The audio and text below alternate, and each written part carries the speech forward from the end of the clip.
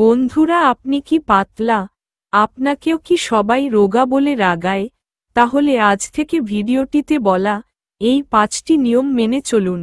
Number 1, ক্যালোরিযুক্ত খাবার খাওয়া। আমরা যেমন ওজন হ্রাস করার জন্য কম ক্যালোরি খাবার খেতে হয়, বেশি ওজন অর্জন করতে আমাদের ততুচ্চ ক্যালোরি গ্রহণ করতে হয়। ওজন বাড়ানোর জন্য প্রতিদিন প্রায় 250 থেকে 500 ক্যালোরি অতিরিক্ত যোগ করুন, যেমন ডাল, শস্য, মাংস, চাল ইত্যাদি যা ক্যালোরি সমৃদ্ধ।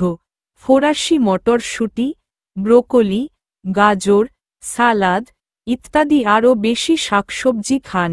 উপরন্তু আপনি নিম্নলিখিত খাবার খেতে করতে পারেন, যেমন চীনা বাদাম, মাখন, কলা, আলু, চকোলেট।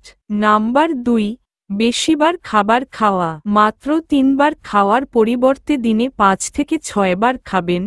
আপনার 3টি ভারী খাবার ছাড়াও আপনার খাদ্যের জন্য 2 থেকে 3 হালকা খাবার যোগ করুন, যেমন ব্রেকফাস্টের জন্য আপনি বাদাম, দুগ্ধজাত পণ্য ইত্যাদি খেতে পারেন। ওজন বৃদ্ধির সময় আপনি চকোলেট এবং অন্যান্য মিষ্টি আইটেম যোগ করতে পারেন।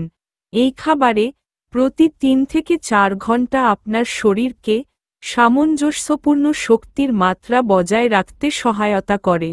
নাম্বার 3, আপনার দেহের প্রোটিনের পরিমাণ বৃদ্ধি করা। প্রোটিন এবং কার্বোহাইড্রেট সমৃদ্ধ সুষম খাদ্য ওজন বৃদ্ধি করতে সহায়তা করে, যেমন ডিম, মুরগির মাংস ও পনির ইত্যাদি।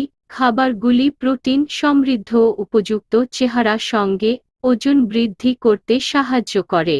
নাম্বার 4, যোগাসন করা। লোকেরা সম্পূর্ণ স্বাস্থ্য এবং ফিটনেস বজায় রাখতে যোগব্যায়াম করতে পারে।